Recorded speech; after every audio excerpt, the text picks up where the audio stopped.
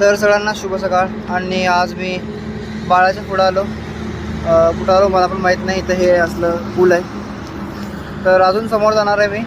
थोडंसं ब्रेक घेतलो कारण घरापासून स्टार्ट केलो ना, आत्ता इथंच थांबवलो. आणि ट्रका पण भरपूर आहेत, ट्रक पण भरपूर आहेत कारण त्यांचं सकाळचं टायमिंग आहे असल्यामुळं थोडंसं हळू जावं लागतं, कडाने जावं लागतं. ठीक आहे. तर अजून मला जायचं सरळ सरळ जाऊन मग युटर्न आहे. ठीक आहे. तर माझा ब्रेक संपला, भेटतो परत.